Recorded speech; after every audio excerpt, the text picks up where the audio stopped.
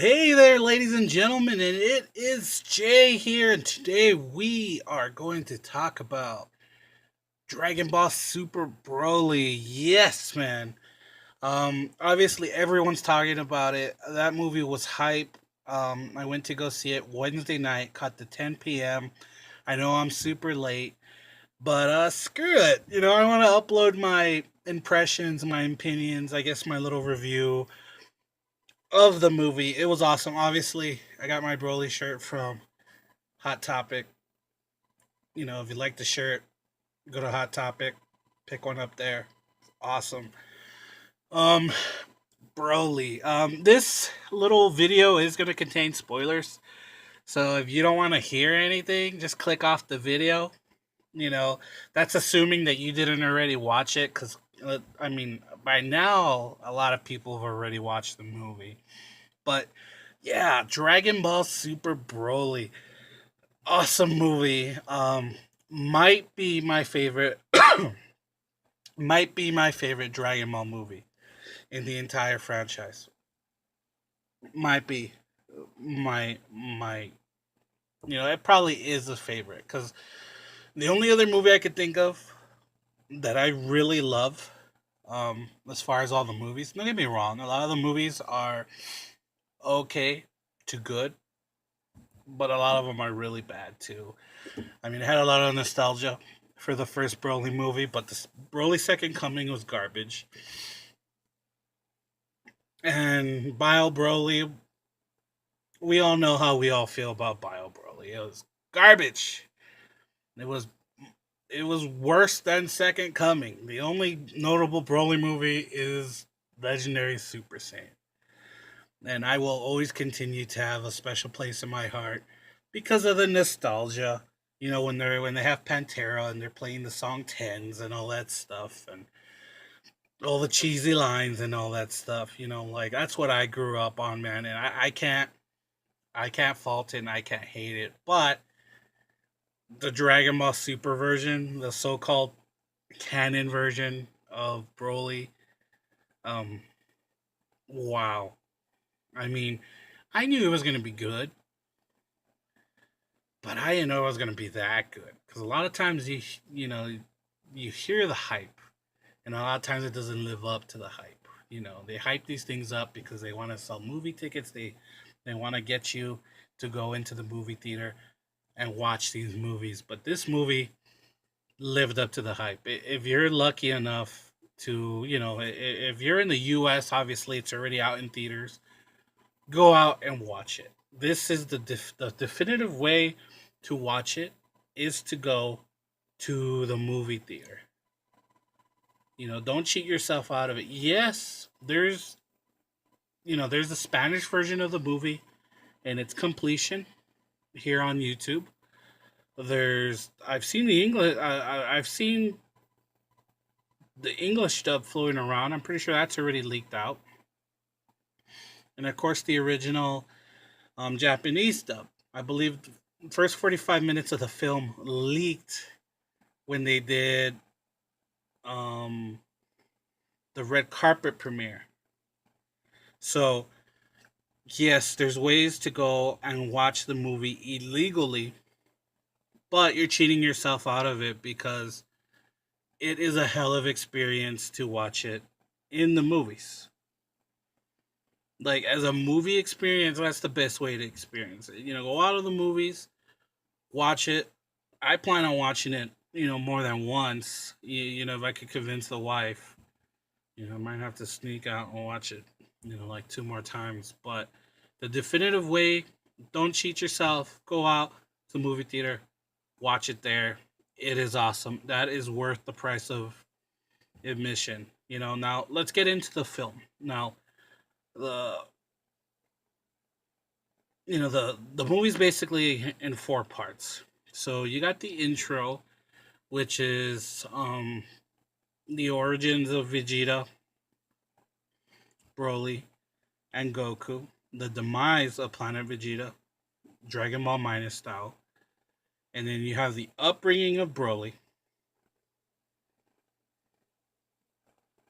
and then you know and then you have all the modern day stuff, and then of course you have the confrontation with the big old fights and all that good stuff. Now to start off the like right off the bat, like I said, there's gonna be spoilers. I'm gonna talk spoilers here. So right off the bat, I just want to talk about all the negative stuff that I didn't like, and it's okay to critique things that you love. I absolutely love this movie. Probably my favorite Dragon Ball movie of all time, like I said. But let's get into it. Um, Little subtle things kind of irked me in the movie. To tell you the truth, not a fan of the CGI. Didn't like the CGI in Battle of Gods. Didn't like the CGI in Resurrection of F. Um, I thought they weren't necessary in both those films, and it's the same thing here. Um, what now? The CGI was better in this film than it was in Battle of Gods and Resurrection F. I'll say that the CGI in this movie was tons better, um, and it flowed better. It was smoother, but I didn't like it. I think they should just stick to animation, hand drawn stuff. Animated stuff's better than the CGI. You know, it's just weird. It's still weird to me. I didn't like it. It wasn't a deal breaker, but I definitely did not enjoy the CGI. The CGI in the movie, like the CGI that they used with like the spaceships and stuff with the environment was okay. Just to clarify, like Frieza's ships, the Frieza ship when they would do the whole um when they would pan the camera kind of like Star Wars style, in Star Wars like in the opening of the movies where they pan in and they pan in with the ships flying around and stuff at the angles and all that good stuff. That CGI worked. That works along with traditional animation. Now, CGIing Goku and Broly when they fought, I'm not a fan of. Actually, CGIing characters is more or less my problem. I don't have a problem with actually CGIing the surroundings. If they do it the right way, they can pull it off and looks pretty. But CGIing the characters is jarring to me. It kind of takes you out of the experience, and I didn't like it. Now, the good part is it didn't last too long. The CGI Goku and Broly himself didn't last all that too, not all too long. So I don't have a problem with that. Sorry about that. The AC just kicked in. Kind of scared me. Um, Another thing that like upset me was like a small thing, you know. But this is like my review, my little first impressions, my little nitpick about the movie. Um, the science. Now, I don't understand why Pegasus was using a handgun and why there was saying snipers. And again, spoilers. Like when Frieza comes down to planet Vegeta and he's like, "Hey, King Cold's like, "Hey, my son's taking over. This is the Frieza Force, yada yada yada." Frieza's like, "Hey, I brought some gifts. These are some scouters. They're state of the art. They're going to replace those old ones that you guys have been using." And he demonstrates, and the scouter picks up two Saiyan snipers. One of the Saiyan snipers has a power level of 2,000. And when he said snipers, I just thought, like, oh, he was hiding in higher ground and he's gonna, like shoot him or something. And who knows if that's the case? But Frieza, boom, death beamed him. And then he death beams the other Saiyan snipers. Um, why are the Saiyans using weapons? They're warrior race. Like, really, why are they using weapons? Because if the Saiyan sniper up top was power level of 2,000, and then Pegasus later on you find out he was a level of 4,000, why were they using weapons? Why weren't they using key based attacks Doesn't make sense to me because like Goku when he was a little kid, he was under a power level of 1,000, and he was shooting Kamehameha waves. Master Roshi, everybody else, they had the ability to use ki. The Dodon Ray and all that stuff. So this is a Saiyan race, a warrior race. If these Saiyans are that powerful, why aren't they using ki blasts? That made no sense to me. They're freaking Saiyans. They don't need weapons. That made no sense. I even think, like I could give Trunks a pass because the sword he uses is a utility to help him cut. Maybe that's something he doesn't know how to do with the key. Fine.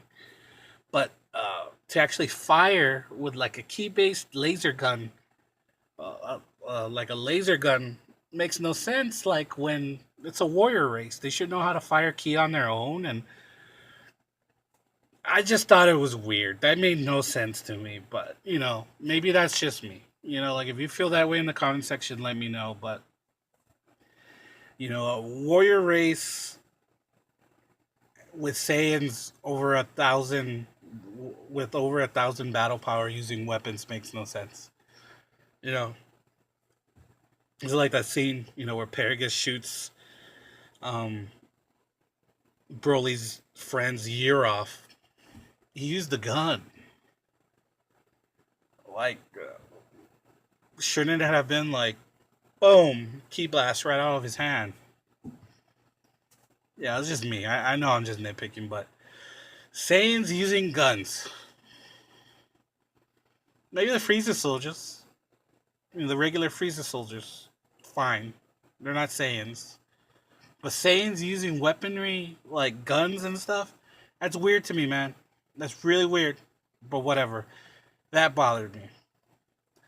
Um, Another thing that bothered me was a bit of the pacing. Now, I didn't mind all the Dragon Ball Minus stuff, but it did feel like a bit rushed. Um, the when Frieza finally did the Death Ball or the Supernova or whatever they call it, and he does the finger flick and it descends down to Planet Vegeta or whatever. I felt it was rushed because all of a sudden, boom, it pans down to Bardock, trying to shoot a key wave right at it, and he's trying his best, and then he just gets engulfed. Um, I felt like there was something missing. Now, prior to the movie, I think it was said that originally, if this whole movie was done the way Mr. Toriyama wanted it to be, it'd be something like 3 hours. It kind of shows. Bits of the movie felt rushed, and in that part towards the end, wrapping up of the Saiyan history, it felt like there should be more meat on those bones. You know what I mean? Also, with the ending of the movie, again, spoilers. It felt rushed when it got to wrapping up the fight between Gogeta and Broly. It felt like like they rushed the hell out of the end of the fight. Although it was an amazing fight, it was a long fight, but the ending did feel rushed. Another thing that I did notice that bothered me just a little bit. Again, I love the hell of this movie, but it's not without its faults. It is what it is. Nothing's perfect. The inconsistency in animation, and you'll be like, "Whoa, whoa, Jay, whoa!" Everyone's saying that this is the most gorgeous Dragon Ball movie of all time. They paid top dollar. They got all the best animators, yada yada. Yes, they did, and all that is true. Don't get me wrong. Most beautiful Dragon Ball movie, most beautifully animated. Now, the animation, it feels like the quality of the animation to me was like a 9 out of 10 when Vegeta fought Broly. When he fought Goku and he stomped Goku, it was probably like a 7 out of 10. And then when Goku went blue, and then they did the whole CGI fight between him and Broly, that was jarring. So I don't really like the CGI. And then there was like little moments where like Goku used the instant teleportation, transmission, whatever you want to call it, to get back to Piccolo. Uh, like the physically seemed off model, like lazily done. Like it didn't seem sharp the way Goku was drawn, and like even the way he did his fingers, like the way his hands were drawn, like didn't seem on frame, and it didn't seem to be like they drew it top notch. It looked kind of jarring, um, but for the most part, it looked good. But it was inconsistent. I'm gonna tell you right now, it was inconsistent. The animation was inconsistent. It's the best animation we've ever had, but I'd say I want to say 85% of the animation in the movie was the best that Dragon Ball's ever seen, and then the remaining percentage, it's like they rushed it. Like they're like, "Hey, we gotta get this done. Hurry up, finish these parts." You know what I mean? Now, other things that I enjoy, like, well, okay, all that was everything that I didn't like in the movie. Now, everything that I did enjoy in the movie, I enjoyed. I thought the Dragon Ball minus stuff wasn't gonna translate, but it wasn't so bad. Like watching it back, it wasn't so bad. It was pretty cool. Um, like finding out that the Vegeta that we know is Vegeta the fourth. Vegeta the third being King Vegeta. So, he's the fourth in his lineage. He's the fourth Vegeta. That's kind of neat. It's kind of neat to also find out that aside Broly, Vegeta was the strongest recorded Saiyan at birth. He had broken every record in Saiyan history as far as his birth.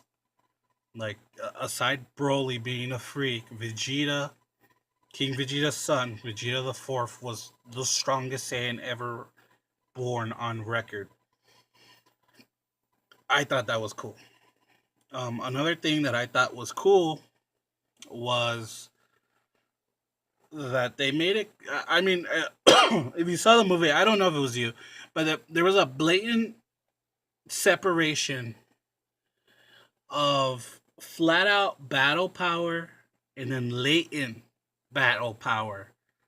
You know, like Broly's flat out battle power was high, and his latent battle power surpassed anything that Vegeta had, which was dope. So not only does his battle power higher, but his potential, his ceiling, way higher. And then you find out, like Baby Goku with his latent battle power, he was basically like a late bloomer. So on the surface, it's like, oh yeah, he's weak, but there might be like a possibility of him having a higher ceiling than what anyone would expect out of him. And like, duh, like we all know how powerful Son Goku becomes, right? So little Easter eggs, I guess you want to call them, like that. I was a big fan of little things that I noticed that I enjoyed. Like, okay, Broly in his base form and Broly in his Akari form, I guess his rage form. The rage form being is Yellow Eyes. Yellow Eyes was basically explained by Pegasus that uh, he was trying to go Zaro, but because he doesn't have the tail, of course he can't go Zaro. Um, so it was basically Uzaru in humanoid form. So that's why like it's his base, but a Hulk. It's basically a hulked out version in base. That was cool explanation. The fact that Vegeta, for a split second before he transformed into Super Saiyan, or was it Super Saiyan God? I forgot which transformation. He had the hue of green, so that's interesting. Um, is it anything to look into? I don't know. Maybe Goku as well. I mean, as it was all documented, and as you see it everywhere, I'm pretty sure there's already theory videos. Um, there seems to be there was like a little tease of Ultra Instinct before he went blue. That was cool. Things like Broly and Vegeta basically destroying like the fabric of like space and time, and we get like in this weird time warp and all this weird psychedelic stuff's going on while they're fighting, and then they knock each other back, into our dimension. Like there was some tripped out stuff going on. The fight choreography was beautiful. It just wasn't the stereotypical Dragon Ball Z fighting where they're like just key blast, key blast, key blast, key blast, key blast. Like there was actual technique. Like um Goku and Vegeta when they first fight Broly, um, they overcome Broly's savagery by sheer technique. It's just like Vegeta. Vegeta freaking took Broly to school. Like Vegeta was basically boxing him, and just like Vegeta was getting nasty, nasty headshots. Like he was rocking Broly. Goku seemed to be more like a karate based stuff going on, and more of like a grappler. At this point, like at some point in the fight, he did like this cool judo throw, like a hip toss on Broly. Really cool. Um, and then we got the traditional crazy flying through the air, chasing each other, crazy, key blasts and all that stuff, like ridiculously animated. Just amazing. I mean, I cannot say much bad about the movie. There's a ton good about the movie. The relationships in the movie were great. I felt like the inclusion, including Gine to Bardock, made it feel more emotional. Like when they sent Goku off. Like it was pretty hard to watch. Like so you're like a parent, like I am, just imagining sending your little one off. And then like that sad quote that is like, hold it in, old man. Don't let anyone see you cry. Like freaking when Bardock, like when Gina's like, why do you care so much? Like most sane men like don't care about their children this way. And Bardock's like, you know what? I spent so much time in my life destroying things. Maybe it'd be nice to actually save something important for once, like my Kakarot. And that was deep. That was deep. It's like, yo, I've done a lot of bad stuff in my life, but if there's anything good I'm ever gonna do, is I'm gonna save my son's life. Like that, right in the feels. Right in the feels. They got me right in the feels. I was like, oh god. You know, the relationship between Paragus and Broly wasn't just simply, oh, Paragus wants revenge. You know what I mean? Don't get me wrong. Like, Paragus, his motive was revenge. He had revenge on his mind for King Vegeta sending him off. But King Vegeta essentially sends off Broly because he has a higher battle power and a greater potential than his own son. And he fears that type of power could be a threat to the universe and the Saiyan race. So he sends him off to a dangerous. Basically, sends him off to a dangerous planet, hoping that he'll die. And Paragus basically steals a pod and chases after his son, and it's his son. Like he loves Broly. He was willing to give up his race, his culture and all that stuff for his own son. He chases after his son, and they get stuck on a planet, for like 40 some years. And, of course, he vows revenge on King Vegeta for wanting to, um, for wanting to do such thing. And then he finds out, that his son is alive. So, the sins of the father and all that good stuff. He wants to exact revenge on Prince Vegeta because he doesn't want the Vegeta line to continue because he's afraid they're all gonna end up the same way. That's never gonna change. So when him and Broly get recruited by Frieza, Frieza tells them about what happened to their planet, that a meteor destroyed it. And like Paragus doesn't give a shit. He's like, quite frankly, I don't mourn, the end of my race. But at the same time, Vegeta does tell him like, hey, I have nothing to do with that, and quite frankly, I don't care. I don't care what my father did. It has nothing to do with me. I didn't do it. So it gives you a little bit more character growth, just a tad bit more character growth for Vegeta. And in that entire time, Broly is respectful to his father. Green Bulma and her friend, the orange guy, are basically like, hey, why do you let your dad boss you around like that? Like, oh, why does your dad literally have you on a leash? Like, your dad just weaponized you. That's all he is. That's all you are to him. And Broly, there's a sense of caring in him because he's like, yo, don't talk bad about my dad. So he loved Paragus. Paragus loved Broly. And then there was the underlying issue of the revenge. Broly himself really came off like a sympathetic character. You really felt bad for him at times. You really wanted to root for him at times. He was basically Tarzan,